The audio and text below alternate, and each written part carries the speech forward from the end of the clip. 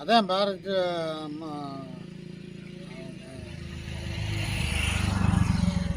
காந்தி சுதந்திரம் வாங்கின உடனே இதை தொட்டுட்டோம். ஆ, நீங்களே காட்டை வெட்டிட்டீங்களா? ஆமாம், நாங்களே வெட்டினாங்க. ஆ, அப்புறம் அவங்க வந்து தேக்கணும் குறிப்பாடு தான் அவங்கள கெஞ்சி அடித்து தப்பிச்சு வந்து சேர்ந்துட்டோம். ஆ, ஆனால் ஊரில் ஒற்றுமையாக இருந்து வெட்டிவிட்டியே. நல்ல ஒத்துமை. ஆ, அப்போ மாதிரி ஒத்துமை இப்போலாம் இல்லை, இதுவரையிலையுமே நல்லா இருந்தாங்க. இந்த ரோடு போடையில் எப்படியோ மேக்கப் பண்ணி அதுக்கப்புறம் தான் இது வண்டி பாதை மாதிரி வந்துச்சான். இல்லை, நல்ல அகலமாக வெட்டி ஆ, போட்டு ரோடாகவே கொண்டாந்துட்டான். ம், அப்போவே அவன் ஃபாரஸ்ட்டில் தாராள் பண்ணிட்டா. ம், தாராள் பண்ணலாலும் அப்புறம் இந்த ஃபாரஸ்ட்டை சரி பண்ணி தான் நாங்கள் தப்பிச்சு வந்தோம். ம்.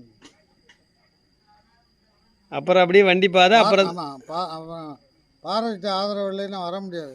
ஆ, அப்புறம் வண்டி பாதை அப்புறம் தான் தார் ரோடு. இல்லை, அப்புறம் பாதையை வெட்டி ரோடாக போட்டு வச்சுருந்தான். ம், அப்புறம் லேச்சு வாச்சா ஒரு ஒரு வருஷம் 2 வருஷம் இந்த வண்டியை விட்டு வர விட்டான். ம், அப்புறம் அந்த கல்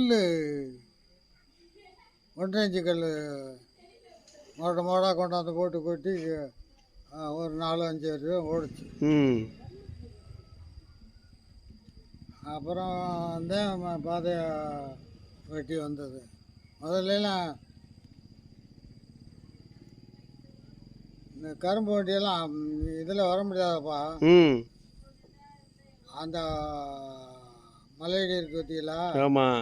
அதில் போன வாழை அந்த மலையில் போய் நேராக போய் சாய அறையில் போய் அப்படி போய் தான் வர முடியும். அங்கே வரணும், வதியில் வர முடியாது. ம், கரும்பு ஒரு நாளைக்கு பொங்கடாயத்துலாம் 20 வண்டி எங்கள் ஊர்லேருந்து போகும். ம், சேகப்பட்டிக்கு, காரைக்குடி. காரைக்குடிக்கா? சேப்பட்டிக்கு 10 வண்டி வைக்கலாம் வரும். சேப்பட்டிக்கு கரும்பு வண்டி வர்றது இந்த அங்கன முத வீடு கட்டி பார்த்தீங்களா, ஆமாம். அதில் கட்டின ஆள் அப்படியே வந்து அந்த மேட்லேயே வந்து ம், இந்த மேட்லேயே வந்து இப்படியே வந்து இப்படி போகும். இதுலேயும் பாதை இருந்துச்சா?